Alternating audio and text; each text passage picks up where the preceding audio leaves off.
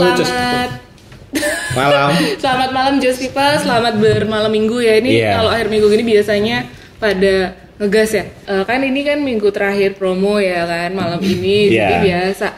Yang kemarin dari mulai hari Senin atau bahkan minggu lalu itu udah dapat prognosis, itu mungkin minggu di hari ini itu lagi pada ngejar itu, makanya harus diselesaikan jadi PO kak kalau mau dapat untuk apa promosi yang benar. minggu Karena ini kan. Sebenarnya ya BTW ya belum tahu juga ya minggu depan itu akan seperti apa ya promonya. Kalau menurut kakak sendiri dan minggu depan gimana itu? Apakah dilanjutkan apa enggak itu? Ya minggu depan kan sebenarnya 1 minggu sebelum Lebaran ya. Satu minggu banget tuh, minggu terakhir sebelum Lebaran. Pasti juga kita dari marketing berpikir pasti akan ada promo mungkin ya atau rencana marketing baru yang bisa kita jalankan terutama untuk mendekati hari Lebaran. Apa itu nanti coba ditunggu aja ya di hari Minggu besok. Nah, tapi BTW kita nih sebenarnya bertiga ini kan sering muncul ya. Ya, bosan nggak? Aku harap sih kelihatannya sih. Tapi dari acara kita menghibur loh, jadi bisa teman-teman. Oh iya, pasti karena kan ada Yosia ya. Tetap ya kan. Nah, cuman kita sering ngumpul, cuman di segmen yang kali ini itu segmen baru sebenarnya di channel YouTube kita, namanya adalah Rasa-Rasan Marketing. Kita kasih giveaway ya.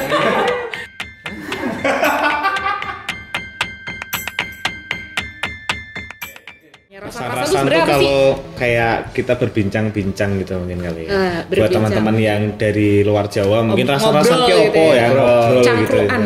Apa itu? Cangkruan tuh bahasa Jawa juga. Oh iya.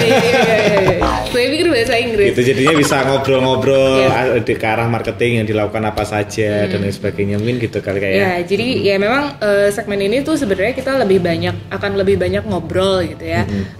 Berhubungan dengan pastinya marketing Jar Sport gitu. Nanti karena pada dasarnya itu pada dasarnya kegiatan sehari-hari di marketing itu memang sebenarnya dihandle oleh manajer ke bawah atau tim manajer, dari manajer ke timnya gitu ya. Jadi kayak dari Om Yosia, Om Galih dan juga Om Pran tentunya kalau di marketing. Nah ini Om Pran kemana ya kak? Om Pran tuh kebetulan lagi ngurusin soal desain ya. Jadi gimana caranya biar bisa one day service. Jadi ya udahlah biar dia masih fokus di sana. Cuman di segmen ini nanti kita akan banyak ngebahas soal apa aja sih sebenarnya update kegiatan marketing tentunya. Terus masalah-masalah apa sih sebenarnya yang ada di marketing Jar Sport, keseharian kita nemuin apa kayak gitu. Nah, BTW ngomong-ngomong soal hari ini kan promo Hudan terakhir ya. Udah kita tutup ya? Hari ini karena kuotanya udah penuh gitu kan. Nah, sebenarnya evaluasi sedikit mungkin dari promo Hudan yang sudah berjalan itu so far gimana Om?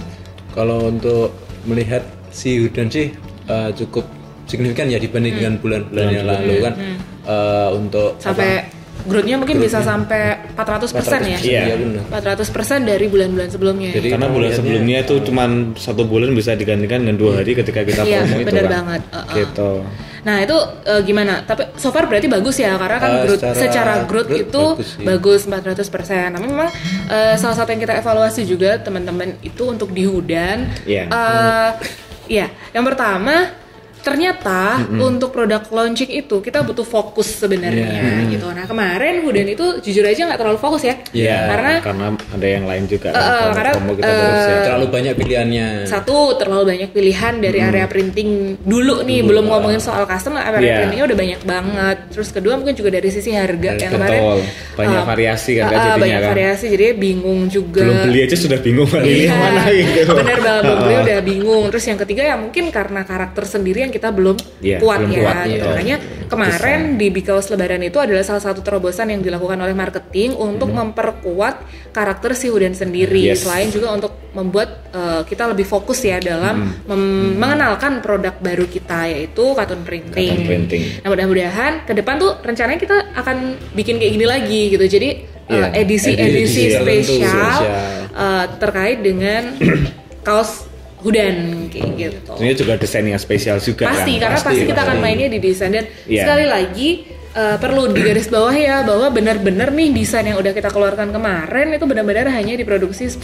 pieces tok. Maksimal tuh kayak karena ada juga yang di bawah itu juga. Maksimal cuma 10 pieces. Jadi nggak akan bisa diproduksi lagi yang benar-benar identik ya. Jadi yang identik itu tuh udah nggak bisa diproduksi lagi. Nah, next periode berikutnya pasti akan kita bikin seri-seri berikutnya dengan juga promosi-promosi lain yang pastinya lebih menarik lagi. Walaupun di luar itu udah tetap masih bisa dipesan ya. Di luar harapannya sendiri bisa dipesan. Kan kemarin juga kita ada perbaikan kualitas benar dari teman-teman riset produksi ya. Sudah diperbaiki dari sisi printing dan segala macam. Sudah bukan diperbaiki kali ya, dimaksimalkan gitu. Ada karena penyempurnaan. Ternyata kemarin juga yang salah satu yang beli ya Kak ya, ternyata ada juga yang melakukan kritik yang membangun ya. Jadi ketika sudah barang sudah sampai, ternyata Mas ini ada beberapa masukan seperti mungkin di jahitan, teknik jahitnya mungkin yang kurang, dan itu menjadi masukan untuk kita. Itu juga masuk ke ini ya, kotak saran ya. Masuk di kotak saran. Dan itu udah kita selesaikan langsung kita siapkan. Karena masukan yang membangun buat kita kan. Jadi ketika ada masukan membangun, kenapa enggak gitu kan, kita langsung benahin semuanya. Ngomong-ngomong soal masukan, nanti juga habis ini semua mungkin kita akan ngambil sampel sih. Beberapa yang kemarin sudah sempat membeli Hudan itu akan kita bagi kuesioner seperti biasa supaya kita juga bisa mengevaluasi ya ke depan itu akan seperti apa kayak gitu. Terus yang kedua nih soal koko. Ini ngomong-ngomong seminggu lagi kan Lebaran ya. Daripada ya kan kemana-mana beli baju ribet harus keluar rumah dan seterusnya, yang mending langsung aja kontak siapa? Weni atau Bella untuk langsung beli ya, pesan baju koko di rumah aja nih, barang langsung sampai di rumah. Dan juga perlu diingat juga bahwa si ready stock koko kali ini juga terbatas ya. Jadi dari kuota terbatas dan mungkin kita juga tidak akan memproduksi dengan custom dan bahan yang sama persis identik kayak gitu. Jadi ya kapan lagi sih ya. Dan udah limited, koko juga limited juga ya. Kemarin yang udah sempat beli koko ya kan ada beberapa tuh di hari pertama aja Bu Elia tuh udah langsung beli ya. Nah itu nanti juga kita minta masukannya, minta kritik dan saran yang membangun supaya ke depan kita juga bisa mempersiapkan dengan lebih baik. Betul. Nah kurang lebih itu materi atau rasan-rasan tentang promo kita di minggu lalu kayak gitu. Dan minggu depan tentunya akan dibagi besok ya, masih rahasia. Pasti lebih menarik.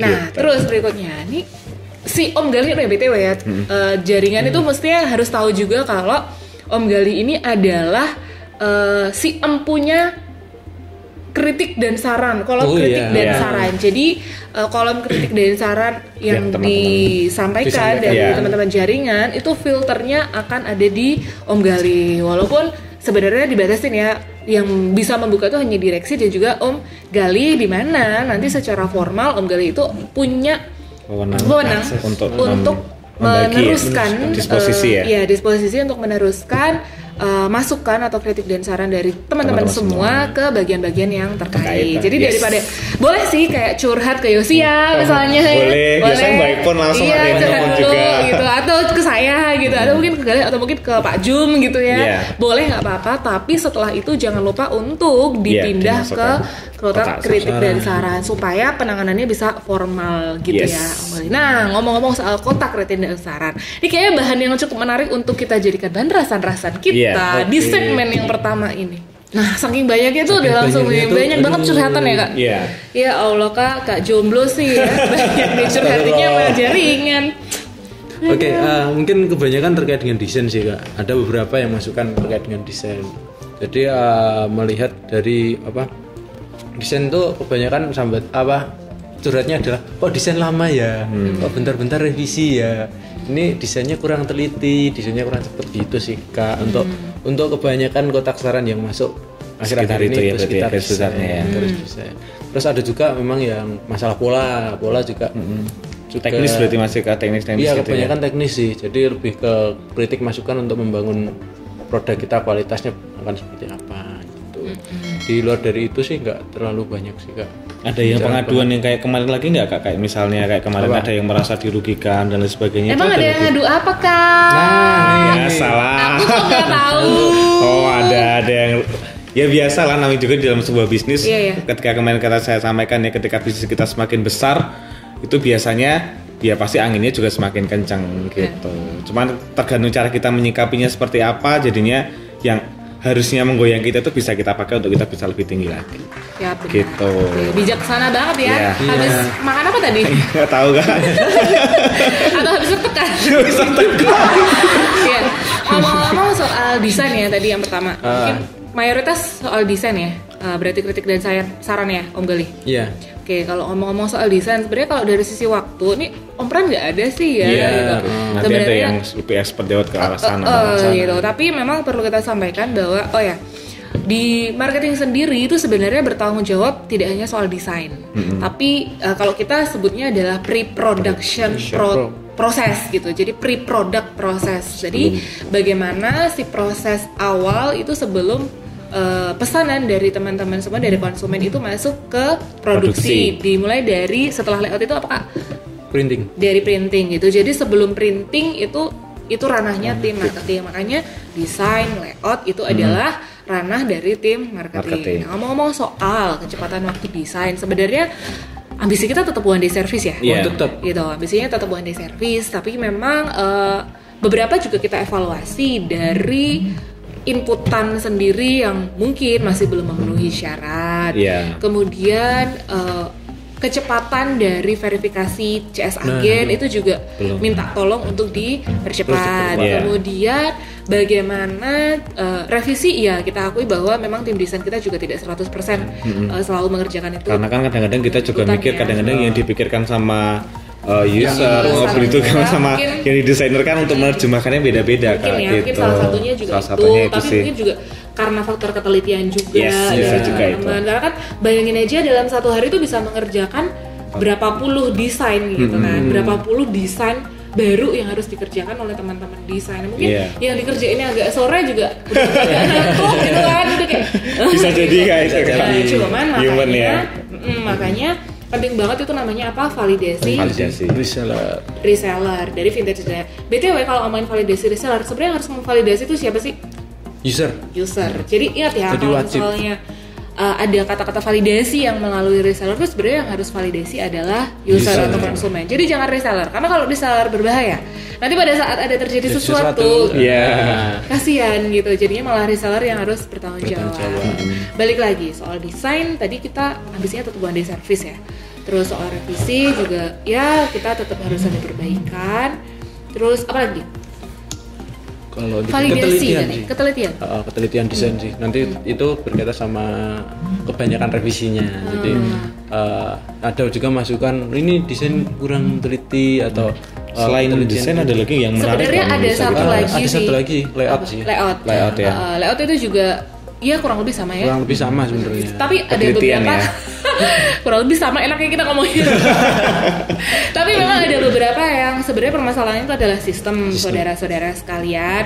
Jadi misal gini, soal revisi, mungkin juga ada yang berpikir kenapa sih revisi kayaknya kemarin udah dibenerin kok salah lagi gitu. Karena memang sistem kita tidak membaca pekerjaan revisi yang sebelumnya, makanya ketika revisinya itu bolak-balik berkali-kali itu pasti kemungkinan salahnya justru lebih besar daripada kalau misalnya semuanya sudah fix di awal dan tidak ada revisi ke atas sebuah kesalahan permintaan baru ya. Jadi kayak revisinya benar-benar hanya memperbaiki kesalahan. Kenapa? Karena memang sistem kita tidak menyimpan semua hasil revisi ya, kalau jebol nanti. Kalau masih ingat di bulan Agustus ya waktu itu. Bulan Agustus saya nggak ingat. Anda masih diorok. Itu dulu di bulan Agustus kita sempat down ya sistem. Nah itu salah satunya karena crowded, karena sistem kita tuh penuh. Terus 2000 berapa? 2019 kemarin. Tahun kemarin. Itu juga bikin pusing juga sebenarnya ya kan. Itu 1 minggu ya waktu itu ditutup ya. Ditutup 1 minggu, masih recovery ya hampir 1 bulan. Iya, hampir 1 bulan recovery setelah itu gitu, dan tim IT mati-matian banget ya waktu itu. Terus ngomong-ngomong soal apa tadi? Selain desain, layout. Nah, ini layout itu biasanya yang akan menjadi perdebatan seru. Perdebatan seru adalah setelah validasi. Sudah salah kok divalidasi gitu ya. Itu pasti sering banget menemui hal-hal seperti itu. Jadi kembali kita juga mengingatkan untuk jaringan juga, untuk layout terutama terkait dengan validasi. Itu pastikan juga dari segi PO-nya itu juga sudah benar. Jadi sebelum divalidasi dicek dulu ya PO-nya juga ya. Jadi PO itu juga cuma ini ya sama isian PO-nya ya. Data di PO-nya. Itu jadi acuan dari teman-teman produksi kita untuk mengerjakan itu sesuai dengan isian gitu. Jadi jangan hanya mengacu sama vintage validasi toh. Jangan hanya mengacu pada kayaknya kemarin atau misalnya gini, kayaknya kemarin udah deh. Kayaknya kemarin udah valid deh gitu. Kayaknya kemarin udah. Jangan tinggal langsung aja biar cepet langsung gini di ACC semua ternyata ada yang nggak cocok gitu. Biasanya kayak gitu sih.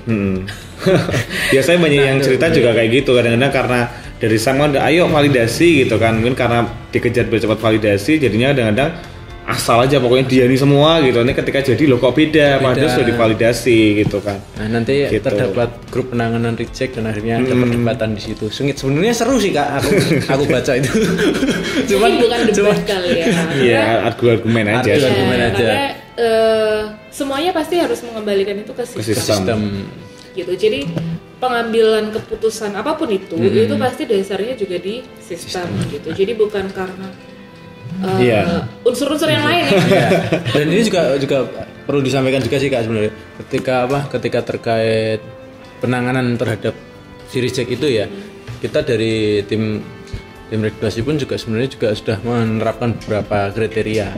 Jadi ketika memang dari segi inputan itu sudah pekerjaan itu sudah sesuai dengan inputan, dan itu juga kita juga tidak bisa melakukan perombakan karena kita juga sudah sesuai dengan inputan. Nah, kecuali kalau memang kita tidak sesuai dengan inputan otomatis itu sudah reject. Meskipun itu divalidasi entah benar entah salah, tapi kita kembali harus mengambil referensi utamanya tetap di inputan. Oke. Benar sih, jadi ya jalan tengah lah ya. Jalan tengah. Jadi juga bukan berarti kayak manajemen lepas tanggung jawab tuh enggak sama sekali kan. Mungkin kalau dari sisi penyampaian terus komunikasi ya namanya masih hubungan sama orang ya. Iya. Kecuali dengan sistem ya, dengan sistem aja kadang-kadang masih fix gitu. Kalau sama orang kan kita juga nggak tahu mungkin lagi moodnya gimana gitu. Gitu kan harus diputusin pacar apa masih lagi lapar. Kalau punya pacar lumayan ya. Iya kalau yang enggak itu kan kesian itu lebih. Aduh, kita nyindir siapa sih Kak sebenarnya? Mungkin bisa ditaruh di sini ya kalau iklan bagi yang mau sama manajer regulasi kita. Nah cuman BTW ya itu ya mungkin kalau dari sisi komunikasi itu ya kita mungkin mewakili dari teman-teman manajemen juga minta maaf kalau misalnya ada kata-kata atau kalimat yang salah gitu ya. Tapi prinsipnya sih tetap sama gitu, teman itu sukses. Nah dari segitu juga kita juga mengajak di teman-teman reseller, teman-teman jaringan itu, mari kita masuk ke sistem di Regarspot. Jadi jangan hanya sekedar validasi, tapi mari ikut bergabung karena di sistem gitu ya. Regarspot kan seperti milik bersama ya di jaringan. Jadi kan bagaimana kita juga harus bisa membangun si Regarspot itu dengan baik. Nah salah satunya kita mengajak untuk ikut masuk melalui proses validasi. Benar banget. Jadi gitu. Memang mungkin tidak semudah yang disampaikan gitu karena ya kita paham lah semuanya butuh proses belajar. Kita pun selalu belajar gitu setiap harinya. Jadi gak masalah gitu ketika ada reseller baru yang baru mencoba terus masih ibaratnya masih melakukan kesalahan di awal, itu sebenarnya juga gak masalah. Tapi kita juga minta tolong untuk agen itu bisa memberikan edukasi pengawasan gitu, terutama untuk reseller-reseller yang baru. Karena sayang banget kan itu kan aset sebenarnya biasanya. Iya, semangat-semangatnya daftar masuk terus tidak dikawal. Jatuhnya ya sayang kan gitu. Padahal sebenarnya ketika dia daftar nah itu dia tuh rasa-rasa berikut udah masuk ke jaringan nih kita datangnya. Karena banyak juga kan yang misalnya karena kurang cocok dan sebagainya, terus bisa akhirnya aku pindah ke agen A, agen B gitu karena mungkin slow respon dan sebagainya. Kita sebenarnya nggak bisa nyalain itu juga gitu karena ya kalau soal pindah sih bukan masalah salah nggak salah. Tapi prinsipnya dari manajemen adalah kita tidak sama sekali, kita bukan pengambil keputusan atau kita tidak menginfluence membuat orang mengambil keputusan tertentu untuk memilih agen tertentu. Jadi di sini manajemen itu sifatnya benar-benar netral. Kita hanya memfasilitasi proses perpindahannya karena itu harus dirubah di sistem. Gitu kan. Tapi kalau untuk keputusan pindahnya seperti apa, terus proses di luar sistemnya itu seperti apa, diskusinya dengan agen lama dan agen baru seperti apa, ya monggo kita serahkan kepada jaringan. Mungkin yang bisa kita lakukan ya mungkin memberi masukan aja. Jadi kayak misal alasan pindahnya itu mungkin wajar apa enggak, rasional atau tidak, masih bisa diperbaiki atau tidak, ya itu mungkin hal-hal yang bisa kita sampaikan. Tapi balik lagi, kita sama sekali tidak memberikan rekomendasi atau keputusan untuk pindah tidaknya jaringan. Kayak gitu, bukan begitu Pak regulasi? Betul sekali. Jadi saya yang banyak ngomong. Kalian yang ngomong. Iya kan kelihatan ya. Kita kan curhat kan. Ada masalah apa lagi? Masalah sih yang kalau sekarang ini nggak ngomongin masalah ya. Sebenarnya setiap hari itu bukan masalah sih kalau kita lihat itu proses belajar. Materi-materi baru. Materi-materi baru. Jadi ketika ada sesuatu yang harus dikerjakan, kok beda sama kemarin, kok ini kayak gini, kok ini, itu proses kita untuk belajar semuanya ya. Jadi jangan pernah menganggap itu sebagai sebuah masalah, karena jatuhnya ntar jadi beban. Kalau belajar nggak jadi beban ya kayaknya udah kayak banyak beban. Enggak. Itu selama ini kalian nganggap ini masalah? Oh enggak sih, kita mau belajar proses pembelajaran aja sih. Pembelajaran tapi kok nggak selesai gitu kan. Emangnya sekolah ada selesainya? Kan belajar itu seumur hidup. Betul. Belajar seumur hidup. Kalau ntar dimarahin sama Bu Elia. Cuman jangan di masalah yang sama ya belajarnya terus ya. Masa belajar matematika itu terus gitu kan, harus naik level juga kan. Harus harusnya pembagian perkalian dan seterusnya. Harus naik. Iya, oke. Itu dari kami, teman-teman Just People. Jangan lupa like, komen, dan subscribe. Dan jangan lupa untuk terus bersemangat karena apapun yang terjadi harus kita lawan gitu ya. Jadi kayak gitu. Sampai bertemu lagi di segmen Rasa Dasar berikutnya. Dadah, salam Just People.